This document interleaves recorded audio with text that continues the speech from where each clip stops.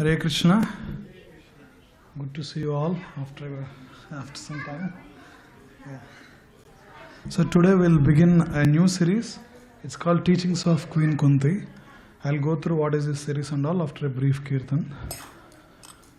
Jaya Radha Madhava Kunja Bihari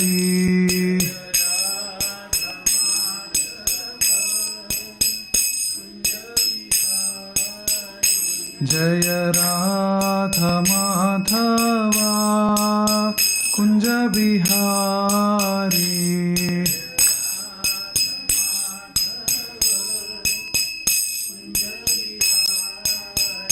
Jaya Gopi Janavallabha Girivaradhari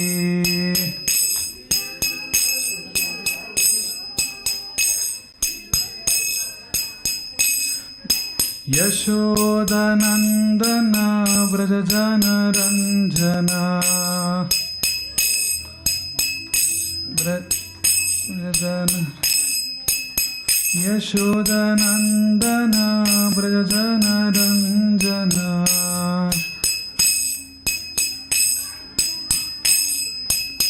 Yamunatira Vanachari Yamunatira Vanachari Jaya Radha Madhava Kunja Bihari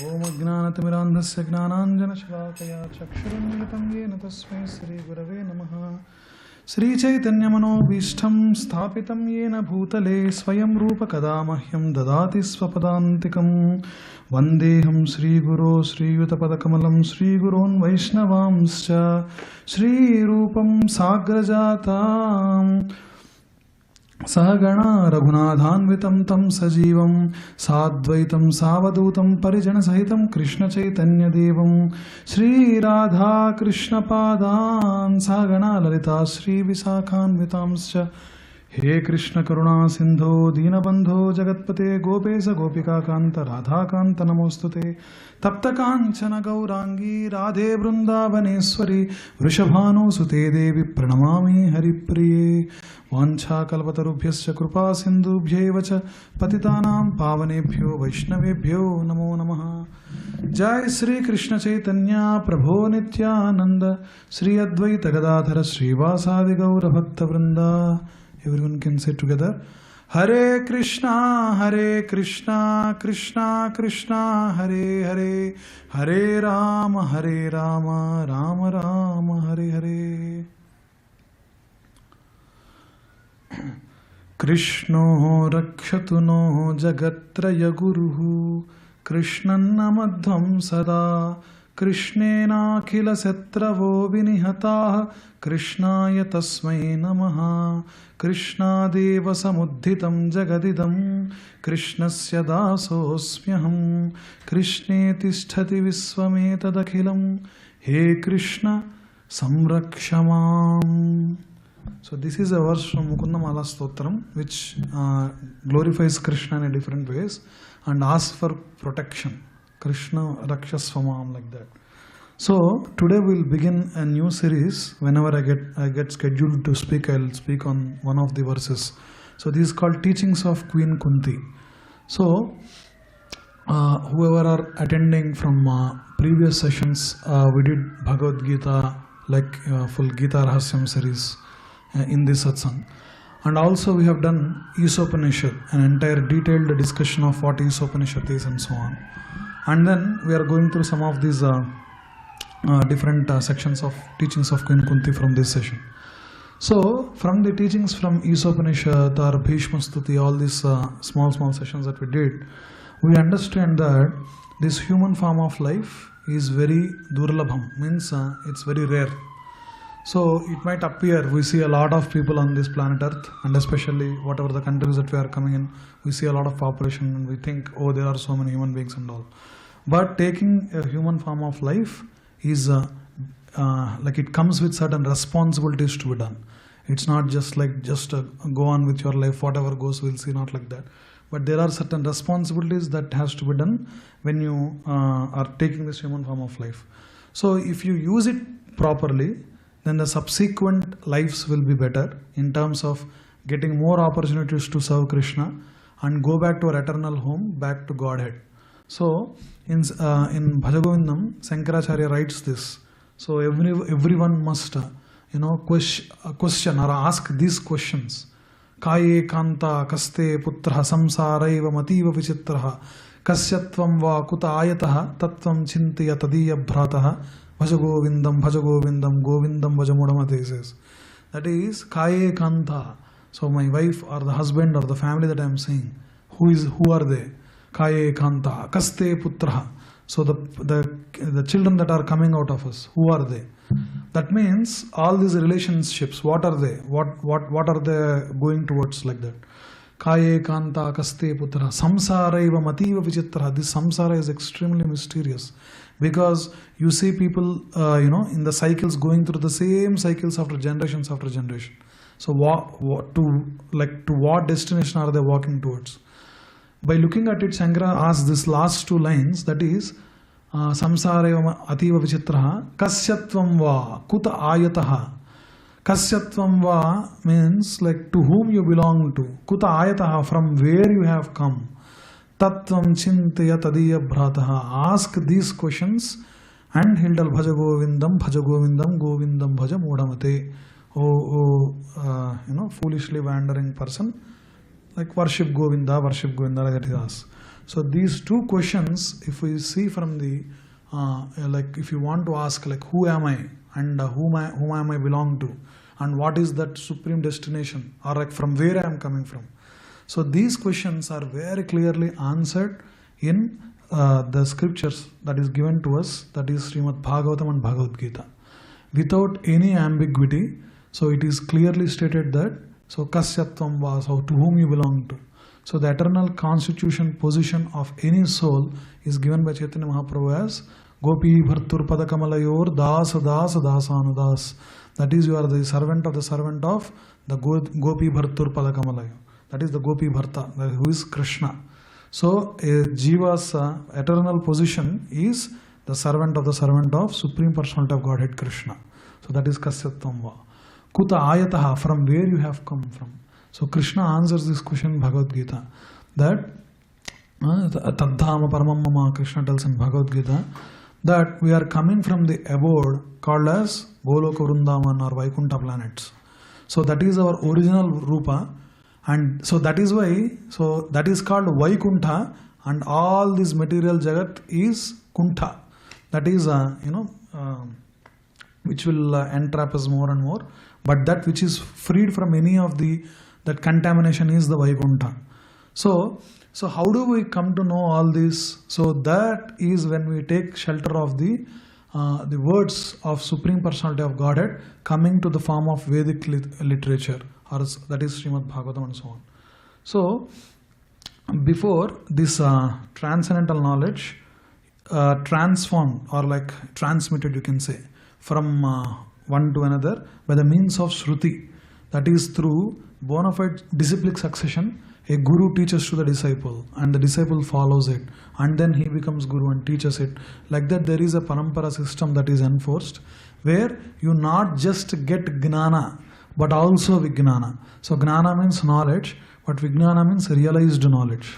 So by observing not only just the material subject, the content of the matter, like what is the spiritual subject, that content, but also closely hearing to the warning of the spiritual master and seeing what the spiritual master has done, like from the teachings that he is saying or from the scriptures that this is being enforced. So we also develop more and more faith, and we also apply that in our life. So that is vijnana, means getting realization of that knowledge that you are receiving. So this is coming through parampara system. So we have different yugas, and each yuga has its own yuga dharma and so on.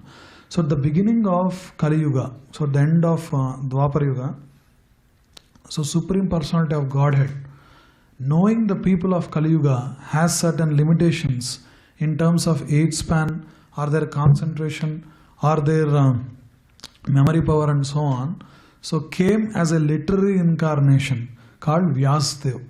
So Vyas Bhagavan or Vyasadeva is actually Krishna coming to write down this Vedic knowledge through through whatever the scriptures that he has given.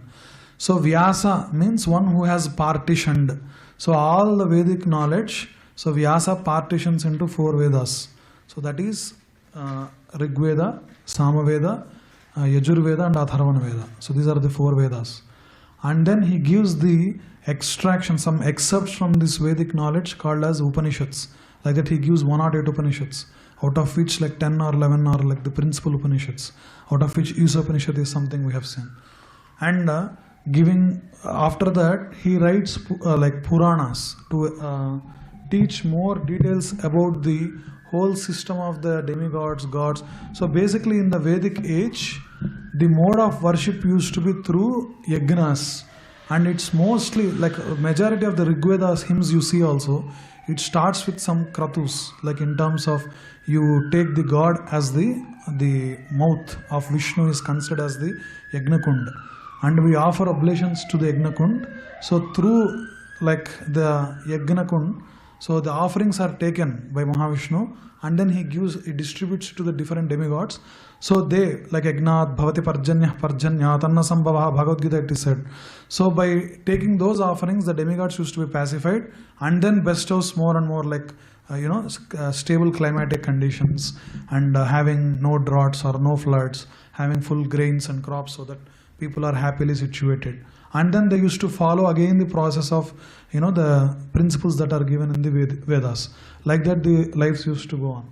So when there is small deviation in this, Supreme Personality of Godhead comes in one of the like avatars, or like he himself comes like Kṛṣṇa, and then re-establishes these principles of religion.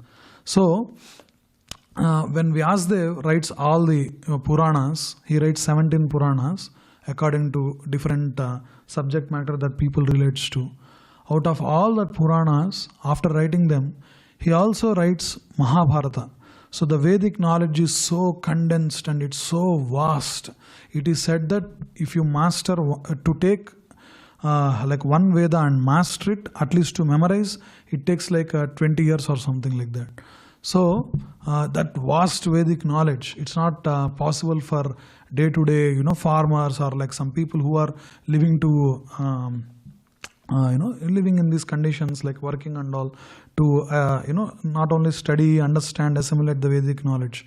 So that's why he gives Mahabharata as the Panchama Veda, the 5th Veda he writes, and he gives. In that, the Mahabharata is one of the very vast scripture with, I think, more than 1 lakh verses will be there. So even after writing Mahabharata, Vyasadeva is not satisfied. So he sits like in the posture of like doing meditation, and then with something missing, emptiness in the heart, he prays to his spiritual master Narada Muni. So Vyasa's guru is Narada. So Sri Narada comes and clarifies why Vyasadeva is having that missing feeling in his heart. So the reason is the Panchama Veda that he has given, which contains the teachings of Vedas, but predominantly focuses on 4 things. That is Dharma, Artha, Kama, and eventually liberation in terms of like moksha. But not that pure bhakti was given in Mahabharata. It is there.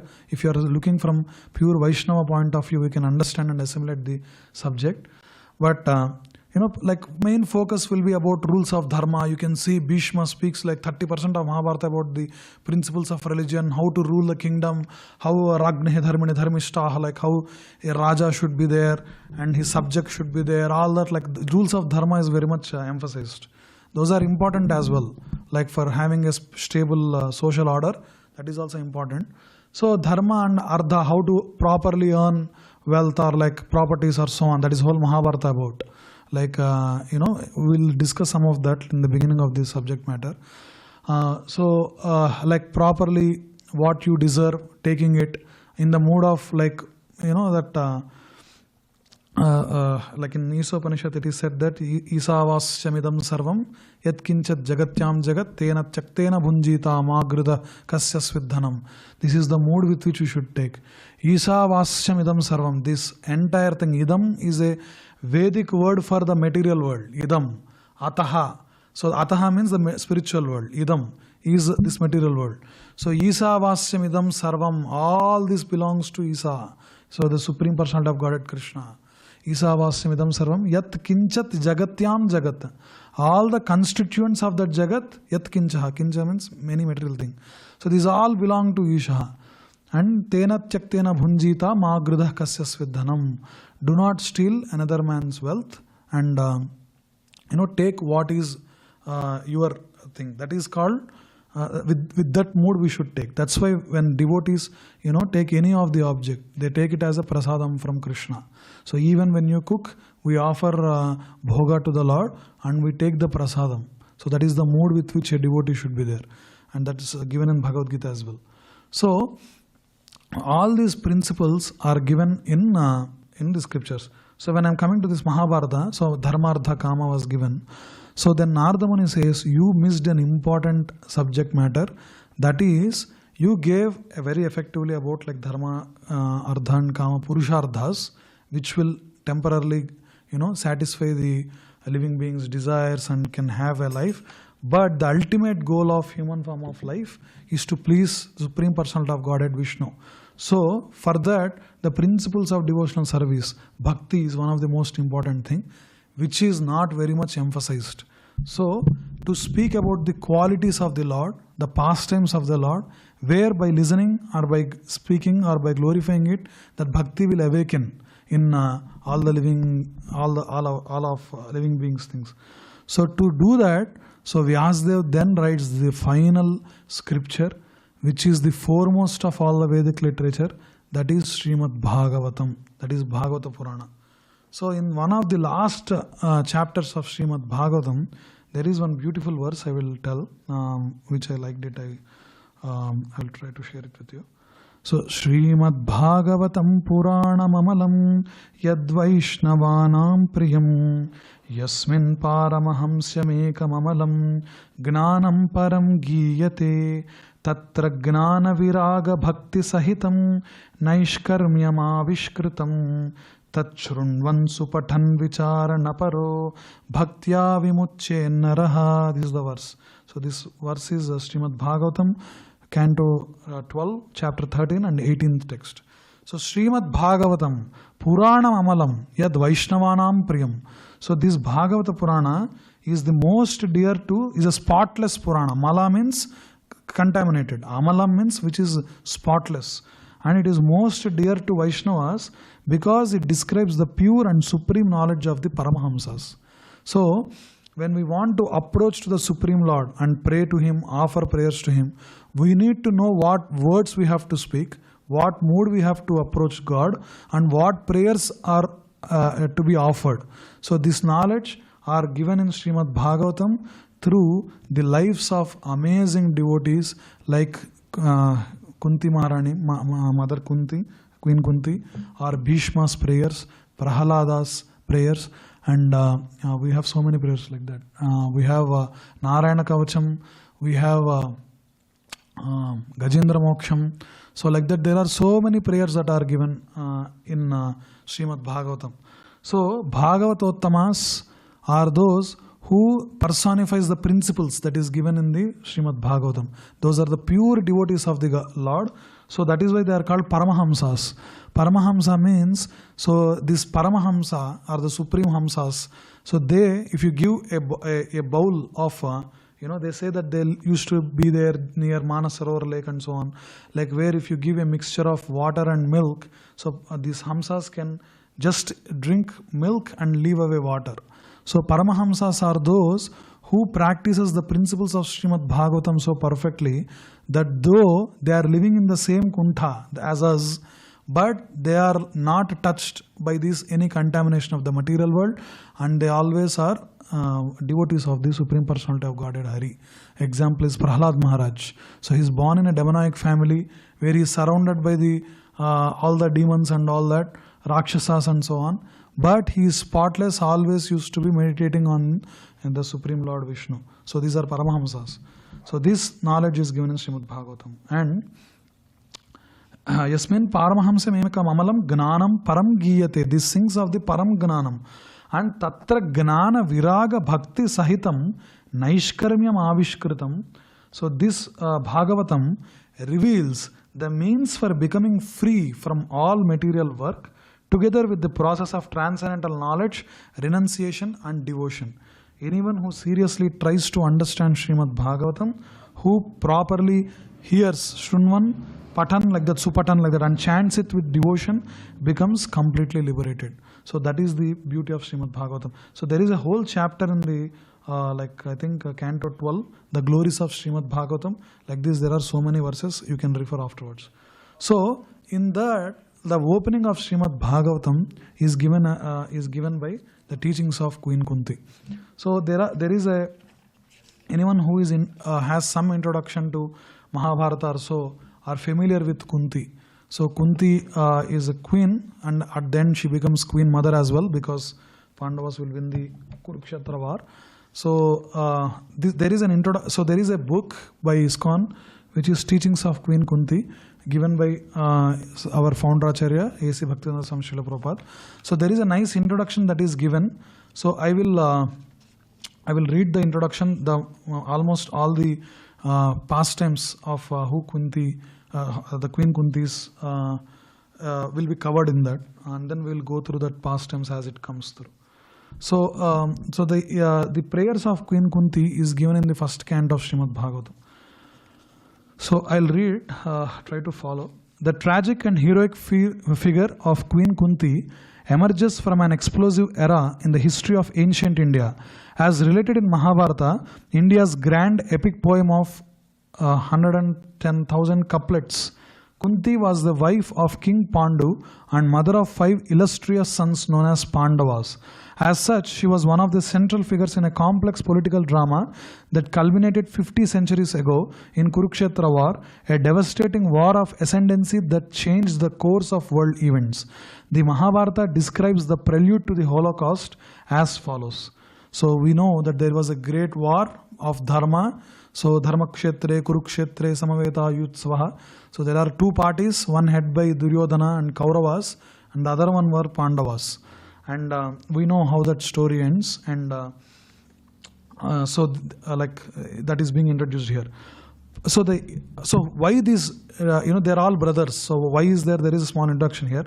Pandu became king because his elder brother Dhritarashtra had been born blind, a condition that excluded him from direct succession. Sometime after Pandu ascended to the throne, Dhritarashtra married Gandhari and fathered 100 sons. This was the ruling family of the Kaurava dynasty, of whom the eldest was the ambitious and cruel Duryodhana.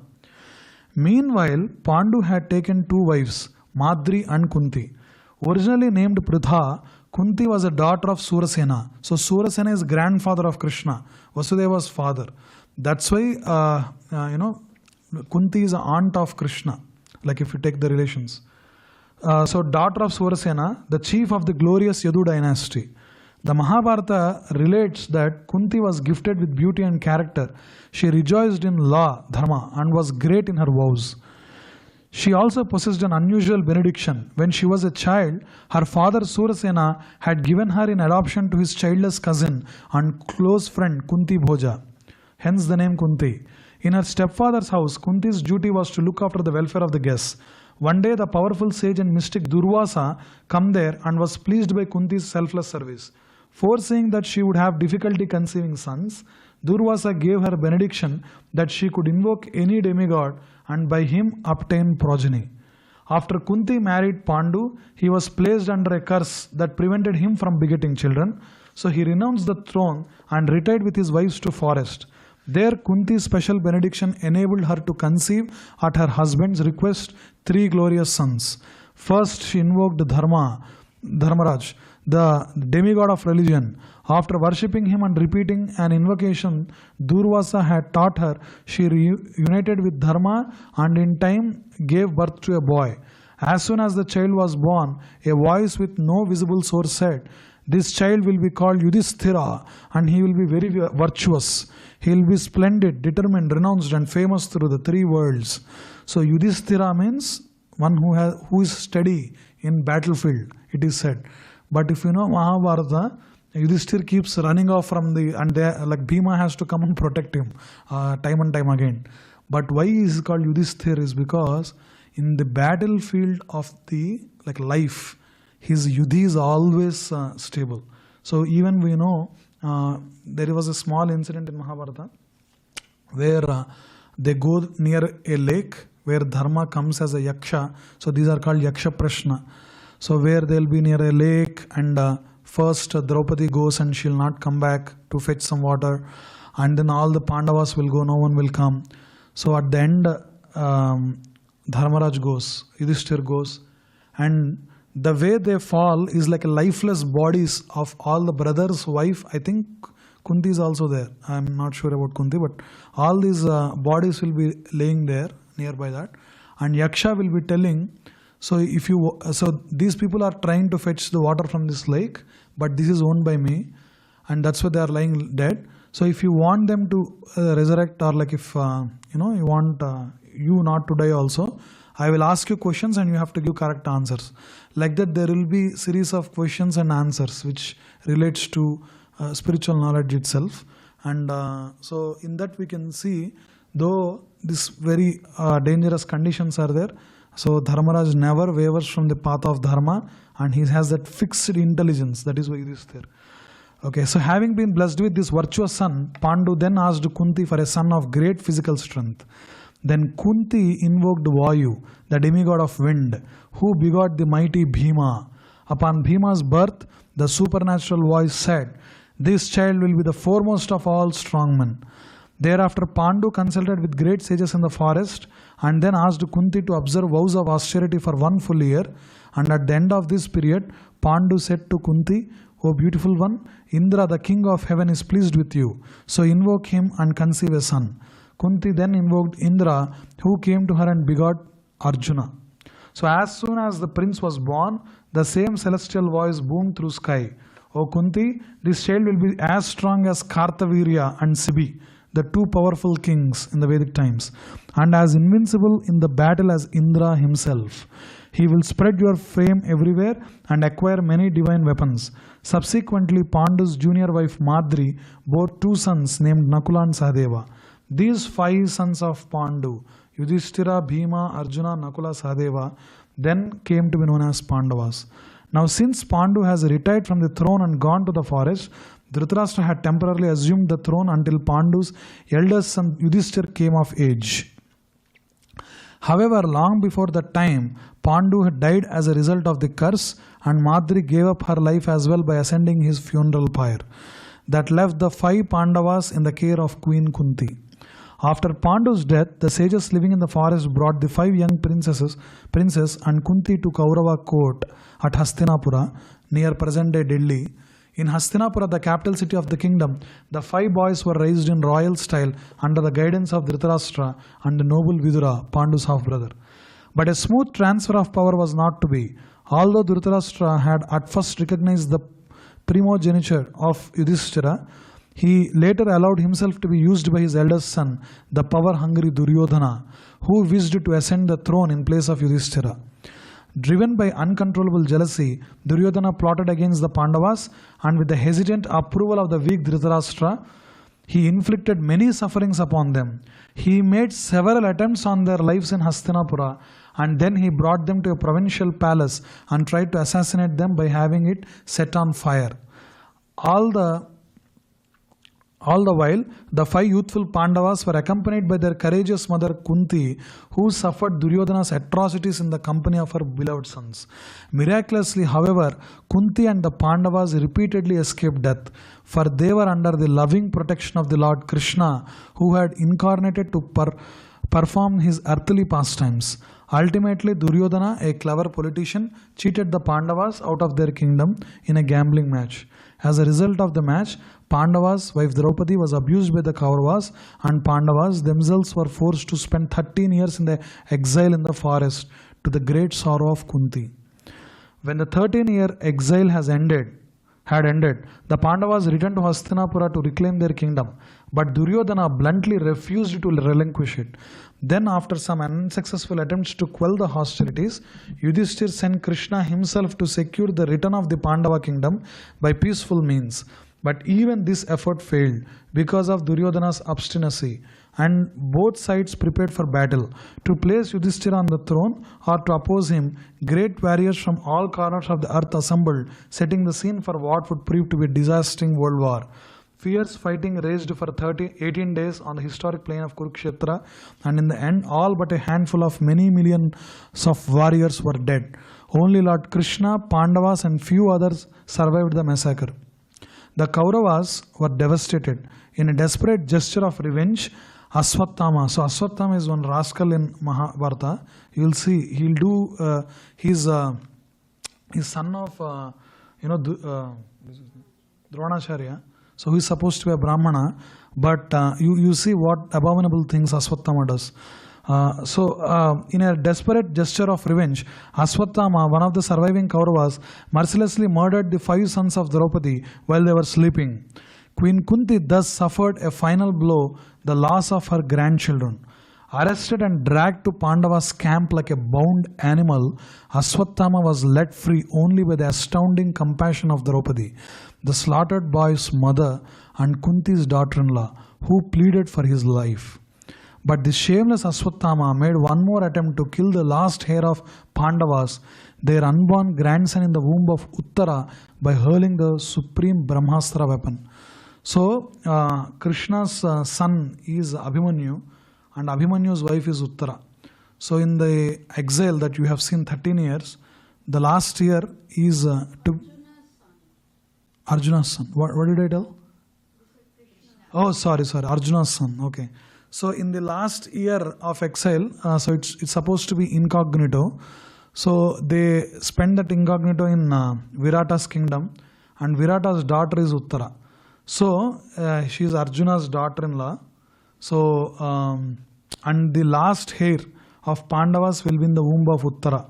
So, Aswathama is suffering from so much envy and jealousy of Arjuna, and also he has this envious thoughts about Pandavas. So, he deploys this Brahmastra weapon onto the womb of Uttara. So, his majestic capital city, when he saw the missile flying straight at her, Uttara immediately ran to the shelter of Lord Krishna, who was just about to depart for Dwaraka, his majestic capital city. Krishna protected the Pandavas and their mother Kunti from imminent death by stopping the weapon's uncontrollable heat and radiation with his own Sudarshan disc. Having delivered the Pandavas from this last calamity and seeing that all his plans were fulfilled, Lord Krishna was again prepared to leave. For years, Duryodhana had tormented Queen Kunti's family, but Krishna had protected them at every turn, and now he was going away. Kunti was overwhelmed, and she prayed to Krishna from the core of her heart. So, Kunti was Lord Krishna's aunt, yet despite this conventional tie with the Lord, she fully understood his exalted and divine identity. She knew full well that he had descended from his abode in the spiritual world to rid the earth of demonic military powers and re-establish righteousness. Just before the great war, Krishna had revealed all this to her son Arjuna. Words immortalized in Bhagavad Gita 4.78. Whenever and wherever there is a decline in religious practice, O descendant of Bharata, and a predominant rise of irreligion, yatha yada hi dharmasya glanir bhavati bharata abhyudhanam dharmasya tadatmanam sujamyam. That is the verse. At that time I incarnate myself in order to deliver the pious and annihilate the miscreants, as well as to re-establish the principles of religion. I advent myself millennium after millennium. Krishna has accomplished this purpose of annihilating miscreants by orchestrating the destruction of the unholy Kauravas. Then he installed Yudhishthira on the throne to establish the Pandava reign, and he consoled the slain warriors' relatives. The scene of Lord's imminent departure provides a setting of Queen Kunti's exalted prayers. So Queen Kunti comes to the chariot of Krishna one last time. So this is the departure of Krishna to Dwaraka. So Bhagavatam opens with it in the first canto. So now Krishna goes to Dwaraka and he will not return. So this is the final departure actually. So there near the chariot, So as Kunti approached Lord's chariot and began to address him, her immediate purpose was to persuade him to remain in Hastinapura and protect the Pandava government from reprisals. "Oh my Lord, are you leaving us today? Though we are completely dependent on your mercy and have no one else to protect us, now when all kings are at enmity with us," means are you leaving at this time, like that she is asking. From this supplication, we should not mistakenly conclude that Kunti's prayers were self-serving. Although her sufferings were far greater than those any ordinary person could endure, she does not beg relief. On the contrary, she prays to suffer even more. In one of the verses it comes. For she reasons that her suffering will increase her devotion to the Lord and bring her ultimate liberation. "My dear Krishna," this is one of the verse, "your Lordship has protected us from the poisoned cake, from a great fire, from cannibals, from vicious assembly, from sufferings during our exile in the forest, and from the battle where generals fought. I wish that all those calamities would happen again and again, so that we could see you again and again. For seeing you means that we will no longer see repeated births and deaths." So she understood the essence of the principles of Bhagavad Gita and Bhagavatam. Kunti's words, the simple and illuminating outpourings of the soul of a great and saintly woman devotee, reveal both the deepest transcendental emotions of the heart and the most profound philosophical and theological penetrations of the intellect. Her words are words of glorification impelled by a divine love steeped in wisdom.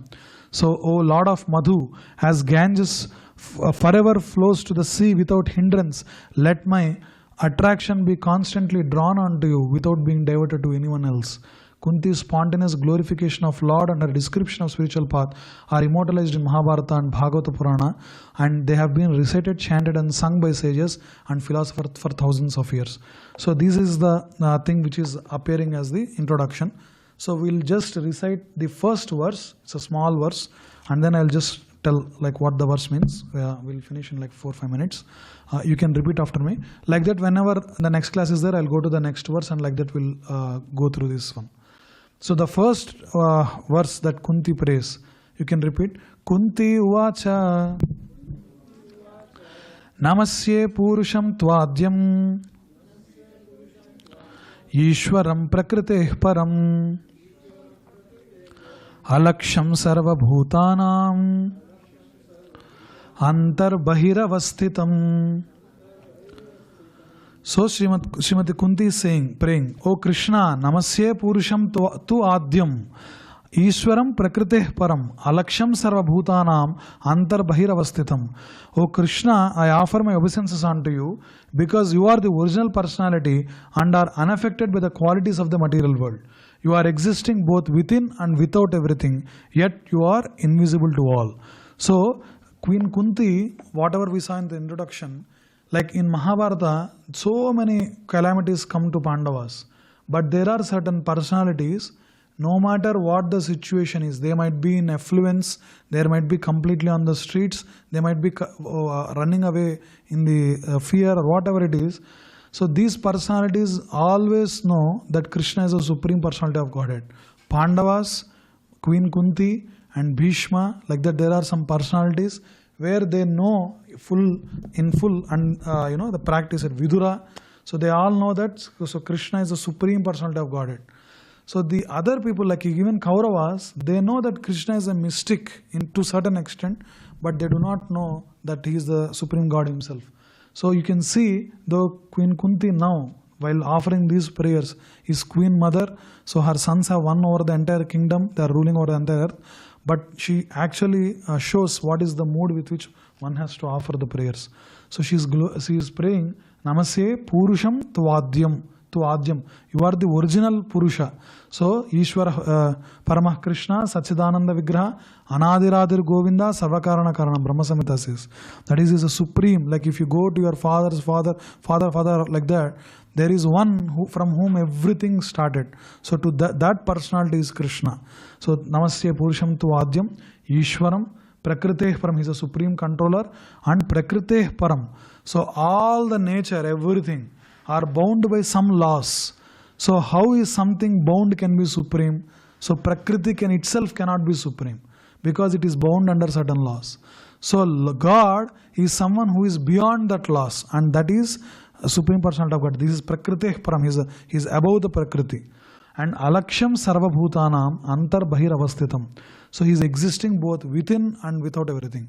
In Narayana Upanishad we see this mantra from the Vedas. That is, Yatcha Ginchit Jagat Sarvam Drishyate Sruyate Piva Antar Bahischa Tat Sarvam Vyapyanarayana Stitaha, like that it comes. That is, Yatcha Kinchit Jagat Sarvam, this Jagat Sarvam, that anything which is comprised of it, Drishyate Sruyate Piva, that is seen or that is heard of. Like that, you take anything in this universe, Antar Bahischa Tat Sarvam Vyapya Narayana Stitaha. So in that thing, within it and without, everything is Lord Narayana.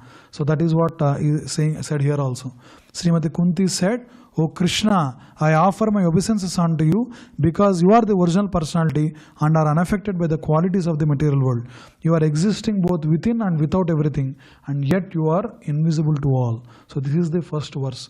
So in the purport, Prabhupada actually emphasizes the aspect of Purusha, like seeing Krishna or the Supreme God as the Supreme Person.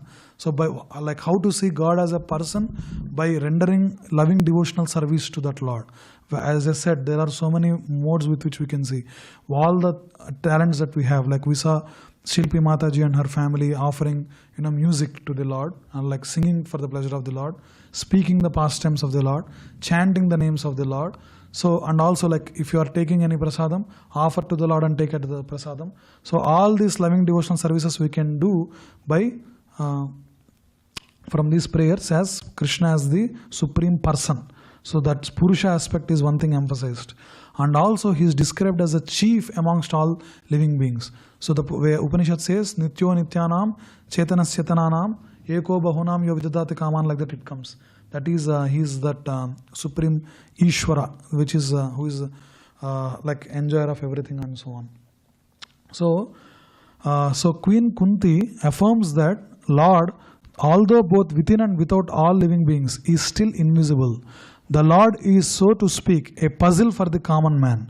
Queen Kunti experienced personally that Lord Krishna was present before her, yet he entered within the womb of Uttara to save her embryo from the attack of Aswattama's Brahmastra.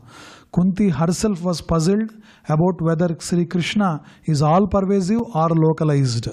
In fact, he is both. But he reserves the right of not being exposed to persons who are not surrendered souls. This checking curtain is called Maya, energy of the Supreme Lord, and it controls the limited vision of a rebellious soul. It is explained in the next verse that we will see afterwards. So here it is said, so there is all-pervasive form of Lord and localized form.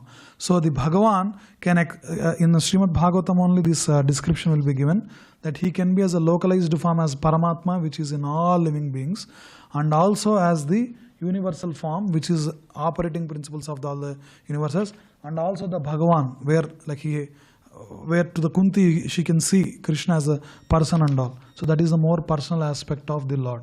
So with this I will conclude today's class. So this is what the first verse is, and in the subsequent classes we will go through the more verses. These are amazing verses given by Queen Kunti.